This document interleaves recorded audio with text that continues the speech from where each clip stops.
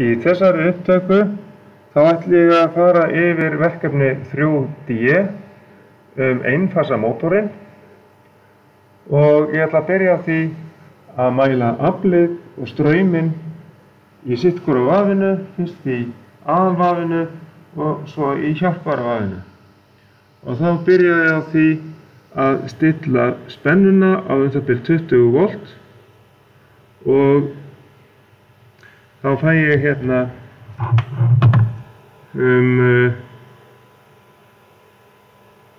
12 vött á afmælinn og straumurinn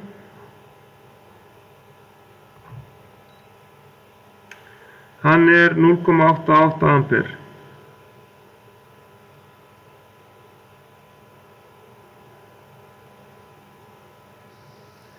Eða 0,87 og þá ætla ég að færa mig yfir á hjálparvafið, mæla það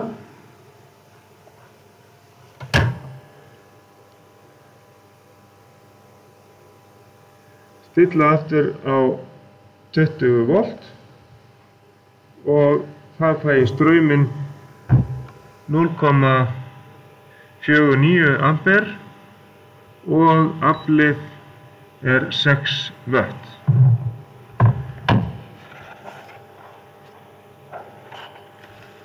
Og það sem við þurfum að fara svo yfir í næsta tíma það að reikna fasvik vafana.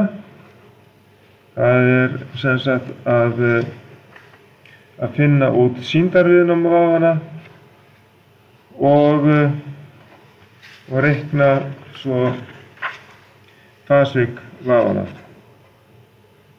og finna þá út hvað hornið stórt á milli straumana. Við sjáum hérna á viðnámsvektoramyndinni að það mjög lítill munur á fasviki í aðalvafi og hjálparvafi. Það munar bara 5 gráður. En við förum betur yfir þetta í næsta tíma.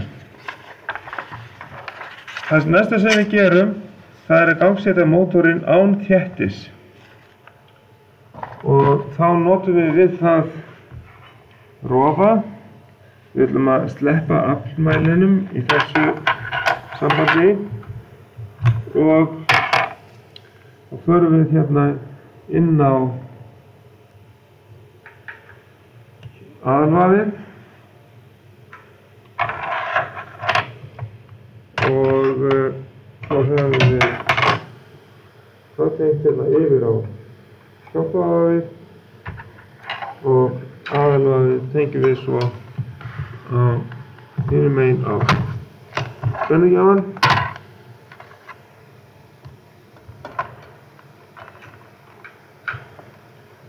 Og hjálparvafið tökum við í gegnum rofan.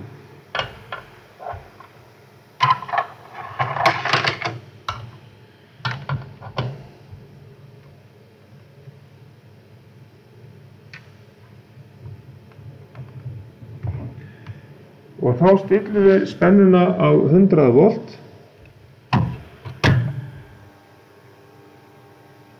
og athugum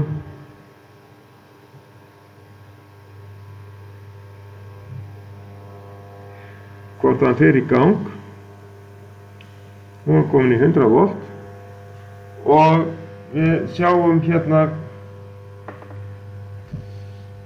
hvernig að mótorinn snýst. Hann bara með 5 gráðu mun á straumnum í aðalvafi og í fasavafi, þannig að hann væntanlega mjög máttlaus.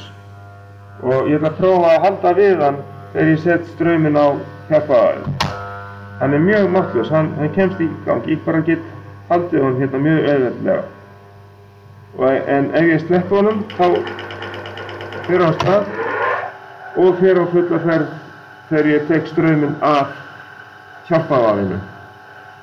Því að þessi mótor hann gengur bara á aðalvafinu, hjálparvafið bara til þess að koma hann í gang.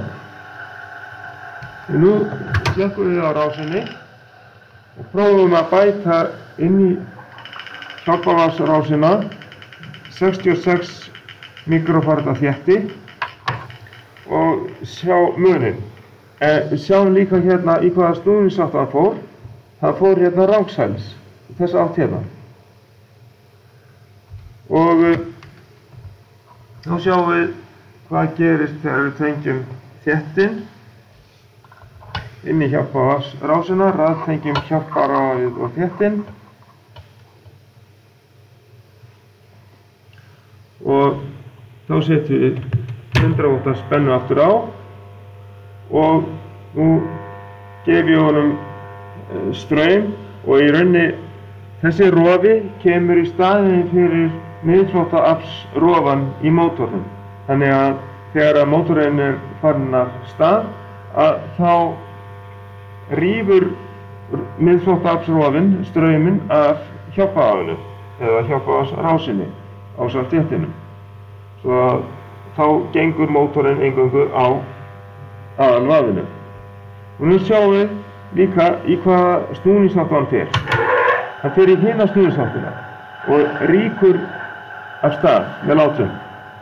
Hann fær miklu meira ræðsivægi með þéttin tengdan í raðtengingu við hjálparvatnið. Því að núna hefur þéttirinn flýtt straumnum það bil 90 gráður. Nú, það sem við eigum eftir að gera núna í þessu, það er að mæla aflið og strauminn í hjálparvatnsrásinni með þéttin.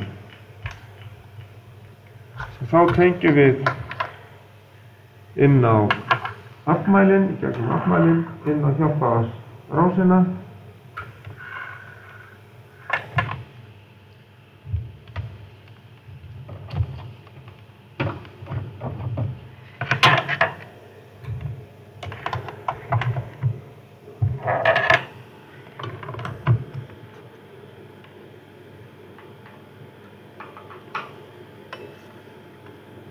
Og raðtengjum þéttin þarna við.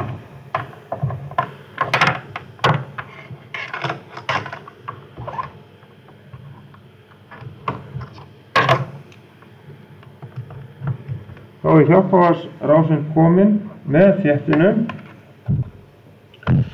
og þá getum við stillt á 20 volt eins og við beðum í verkefninu og mælt aflið og strauminn til þess að við getum reiknað út fasvikið með þéttinu í hjálparvatnsrásinni.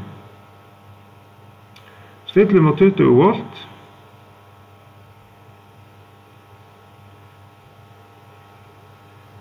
og þá erum við komin með hérna. Þá fáum við að það er 8 vött. Það er aflið og þá fáum við strauminn hérna 0,51 ampere og við sjáum hérna er 20 volt. Og þá skráum við það í skýrsluna hjá okkur og ljúkum svo útreikningunum í næsta tíma. Og svo eigum við bara eftir að svara nokkrum spurningum og reikna út fasvikið á milli straumana núna í aðalvafi og hjálparvafi.